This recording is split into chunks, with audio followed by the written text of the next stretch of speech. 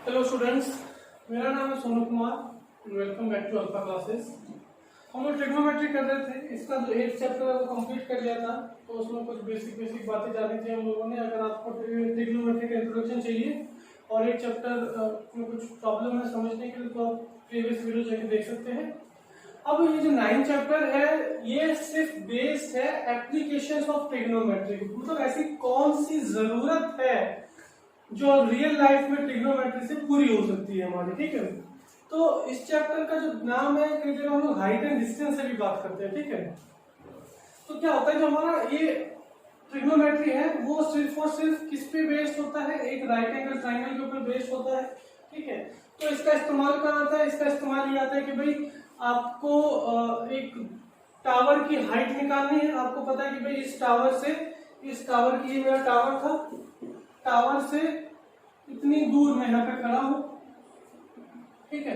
तो ये जो टावर की हाइट है ये कितनी होगी बिना किसी फिजिकल मेजरमेंट के, क्योंकि इतनी लंबी तो हमारे पास कोई मेजरिंग टेप होती नहीं ना कि टावर को पूरा नाप सके, ठीक है। तब ट्रिग्नोमेट्री काम आती है। ब्रिज की कितनी ऊंचाई रखनी है, एरोप्लेन किस हाइट पे उड़ रहा है, बेसिकली जो हमारे जो पायलट वगैरह होते हैं ये लोग इसका इस्तेमाल, हमारे जो एविएशन इंडस्ट्री है वहां पे ट्रिग्नोमेट्री का बहुत इस्तेमाल होता है, ठीक है। तो आइए कुछ क्वेश्चन करते हैं, क्वेश्चन करते करते इसको और समझते रहेंगे, ठीक है। तो 9.1 का जो फर्स्ट क्वेश्चन है, मैं आपको क्वेश्चन पढ़ के बताता हूं एक बार, फिर हम लोग इसको सॉल्व करते हैं। अ circus artist is climbing a 20-meter rope which is tightly stretched and tied from the top of a vertical pole to the ground. Find the height of the pole if the angle made by the rope with the ground level is 30 degree, ठीक है। Trigonometry के इन सारे question को solve करने के 3 steps हैं। सबसे important और जो सबसे फर्स्ट स्टेप है वो है डायग्राम बनाना। अगर आपने क्वेश्चन पढ़ के एग्जैक्टली जैसा उसने बोला है उन स्टेप्स को फॉलो करके डायग्राम बना लिया तो आपका 60% क्वेश्चन सॉल्व हो गया। सेकंड स्टेप है आपको क्या करना है, tan, इसमें आपके जो ट्रिग्नोमेट्रिक रेशियोज है उसमें से tan काम आने वाला है, tan थीटा निकालना है। जहां जहां पे भी आपको थीटा दिख रहा है, जहां जहां पे भी 30, 60, 45 कोई भी एंगल बन रहा है उसको tan दैट डिग्री लेके P/B, उसका P और B निकाल के बस पुट कर दो। Second step complete. इतना भी कर दोगे तो आपको इसके 70-80% मार्क्स मिल जाएंगे। फिर लास्ट स्टेप क्या है हमारा? लास्ट स्टेप है जो भी आपकी अननोन वैल्यूज है उनको कंपेयर करके फाइनली जो हमारी अननोन वैल्यूज को फाइंड आउट करना, ठीक है। आइए देखते हैं इसने क्या बोला कि भाई एक आर्टिस्ट है सर्कस में काम करने वाला, वो एक वर्टिकल रोप पे चल रहा है, ठीक है। और वर्टिकल रोप को एक रोप पे चल रहा है और उस रोप को क्या किया है, पोल से बांधा हुआ है। ये मेरा पोल था, यहाँ पे वर्टिकल पोल था, ये वर्टिकल 90 डिग्री बना रहा होगा। इस पोल पे उसको स्ट्रेच करके बांध दिया और वो जो मेरा आर्टिस्ट था वो कुछ ऐसे इसके ऊपर चल रहा है, ठीक है। और ये जो एंगल फॉर्म हो रहा है, ये एंगल कितना फॉर्म हो रहा है, 30 डिग्री से मेरे क्वेश्चन में दिया हुआ, ठीक है। अब देखो मैंने क्या बोला था, फर्स्ट स्टेप क्या है हमारा, डायग्राम बनाना। तो इसको नाम दे देते हैं A, B और C, ठीक है। थीटा कहाँ है, angle C is equal to 30 degree, angle C is equal to 30 degree. तो अकॉर्डिंग टू दिस P कितना हो जाएगा, परपेंडिकुलर कितना हो जाएगा, AB, और बेस कितना हो जाएगा, BC, और हाइपोटेनस AC, ठीक है। हम लोग को गिवन क्या है, गिवन था एंगल C, और एक हम लोग को circus artist is climbing a 20-meter long rope, यानी कि ये चीज दे रखी है मेरे को 20 मीटर, यानी कि AC कितना दिया हुआ है, 20 मीटर, ठीक है। अब उसने पूछा क्या है, फाइंड AB, यानी कि equal to height of pole,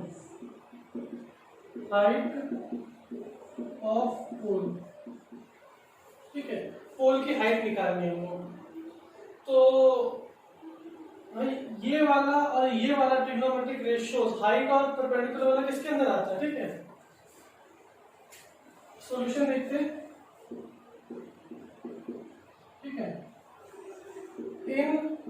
triangle A B सी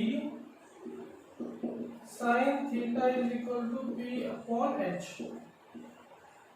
ठीक है, sine theta is equal to P upon H. ठीक है, अब जो मैंने आपको tan थीटा वाली बात बताई थी वो 90% केसेस में आपकी जरूर काम आएगी, पर कुछ केसेस में जब लोग हाइपोटेन्यूस दिया गया है तो हम लोग को साइन या कॉस का इस्तेमाल भी करना पड़ेगा। ठीक है, तो साइन थीटा कितना है हमारा 30 degree, theta is equal to 30 degree. Perpendicular की जगह क्या है नहीं पता है तो अपन लिख देते हैं सीधा ए बी, हाइपोटेन्यूस कितना है AC। साइन 30 की वैल्यू कितनी होती है हाफ, और ए बी कितना है नहीं पता है, पर AC कितना है वो तो पता है, AC कितना है 20, AC कितना है 20, देयरफॉर AB कितना हो जाएगा 20/2, यानी कितना आ जाएगा 10 मीटर्स।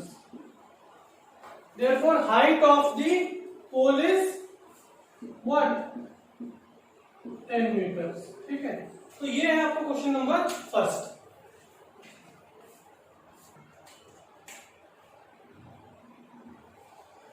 चलिए आगे देखते हैं question number 2।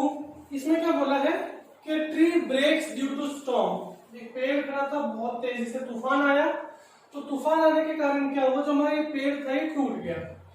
A tree breaks due to storm and broke part bends, यानी कि जो टूटा हुआ पार्ट है हमारा पेड़ कुछ इस तरीके से था।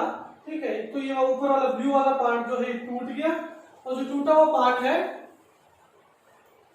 Touches the ground making an angle 30 degree, यानी कि जो टूटा हुआ पार्ट है ये वाला जब ग्राउंड पे टच हुआ तो इसने एंगल कितना बनाया 30 डिग्री का। ठीक है, the distance between the foot of the tree, foot of the tree यानी कि ट्री के फुट और जो foot of the tree to the point where the top touches the ground कितना है वो 8 मीटर। इसमें बच्चे बहुत ज्यादा कंफ्यूज हैं क्वेश्चन में। क्या था, एक पेड़ था, तूफान आई वो पेड़ टूट गया। ठीक है, तो ऊपर वाला जो हिस्सा है जब वो टूटा तो वो आगे गिरा जमीन के ऊपर। ठीक है, तो उसने एंगल कितना बनाया 30 डिग्री। तो ये 8 मीटर है, ये है बॉटम, यानी कि जो जहां पे हमारा पेड़ की तना है, जड़ें स्टार्ट होती है वहां से जहां पे उसकी टिप है, जहां पे वो टच हुआ ग्राउंड पे, इसकी डिस्टेंस है 8 मीटर। ठीक है, तो हम लोग को एक्चुअल पेड़ की लंबाई निकालनी है, एक्चुअल पेड़ लंबा था कितना। क्लियर, तो भाई थीटा यहां दिया हुआ है तो उसको नाम दे देते हैं अपने ट्रायंगल को ए बी एंड सी। ठीक है, गिवन लिख लेते हैं पहले।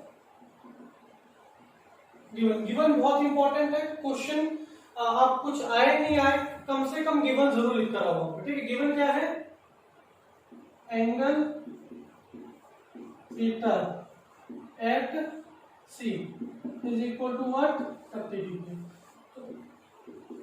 AC कितना हो जाएगा, हाइपोटेन्यूस AB कितना हो जाएगा परपेंडिकुलर, और BC कितना हो जाएगा बेस, और हम लोग को ये गिवन है 8 मीटर। ठीक है, फाइंड आउट क्या करना है, AB plus BC is equal to height of the tree। Clear, आगे तो हाइट ऑफ द ट्री निकालने के लिए दो चीजें निकालनी पड़ेंगी, एक तो ए बी जो कि है परपेंडिकुलर, और एक है ए सी जो है हाइपोटेन्यूस। ठीक है, तो जब ए बी की बात कर रहे हैं हम लोग को बेस गिवन है। ठीक है, P नहीं पता है पर B पता है। ठीक है, तो कौन सा ट्रिग्नोमेट्रिक रेशियो यूज करते हैं जिसके अंदर P और B आता है, tan theta is equal to P upon B। ऊपर लिख लेंगे in triangle ABC, in triangle AB and C। ठीक है, तो tan 30 कितना हो जाएगा, tan 30 हो जाएगा P, इसको अपन बोल सकते हैं AB इज अपॉन 8 मीटर।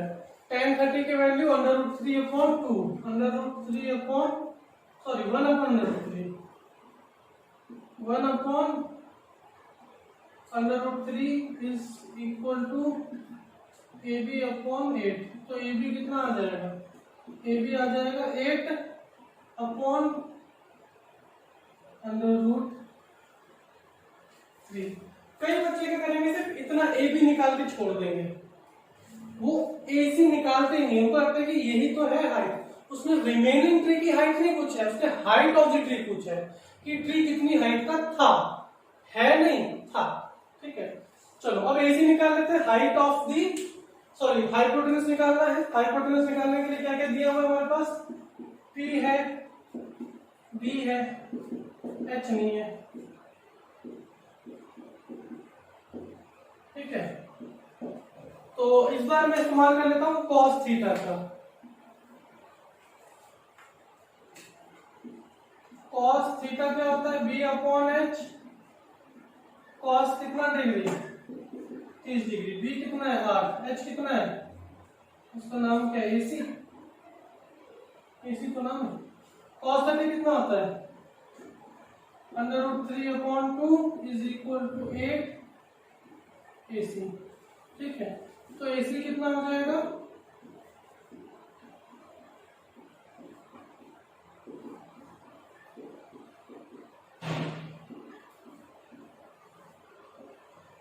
ठीक है, मेरे पास AC आ गया, मेरे पास AB आ गया। अब इन दोनों को सिर्फ जोड़ना है। हाइट ऑफ द ट्री कितनी होती है? Height of the tree AB plus AC। ठीक है, 8 अपॉन √3 प्लस 16 अपॉन √3। √3 आ गया कॉमन, 24 मीटर। ठीक है, पर आपका जो सॉल्यूशन है वो 24 अपॉन √3 नहीं है, वो रैशनलाइज करके आया है। रैशनलाइज कैसे?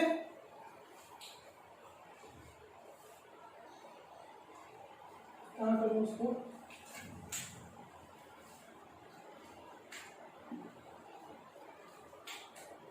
इस 24 नीचे लिख देता हूं। 24 √3 इंटू √3 √3 कितना हो जाएगा? 24 √3 अपॉन 3 कट जाएगा, कितना आएगा? 8 √3। ठीक है, अब ये देखो हमारा फाइनल आंसर कितना है? 8 √3। और जो बच्चों का जो गलत आता है वो कितना आता है? 8 अपॉन √3। तो आंसर भी लगभग सिमिलर है। ठीक है, तो बच्चे यहाँ पे कंफ्यूज हो जाते हैं कि भाई कौन सा सोल्यूशन किसका था। ठीक है, तो पहला स्टेप क्या है? हम सबसे पहले गिवन लिखेंगे, फिर अपन ने देखा कि भाई हाइट अपने को 2 निकालनी है, एक तो AB निकालनी पड़ेगी। उसका सेकंड पार्ट जो पेड़ का वो है AC। AB के लिए मैंने ये लिया, ट्रायंगल ABC निकाला, AB की हाइट आ गया, सॉरी AB का डिस्टेंस आ गया मीटर्स के अंदर। फिर मैंने AC के लिए किया, AC की वैल्यू कितनी आई मेरी? ये आ गई। फिर दोनों को जोड़ा तो ये सॉल्यूशन आया। इतना भी छोड़ सकते हो या फिर उसको फर्दर रैशनलाइज करके ये आंसर लेके आ सकते हो। तो ये आपका क्वेश्चन नंबर 2।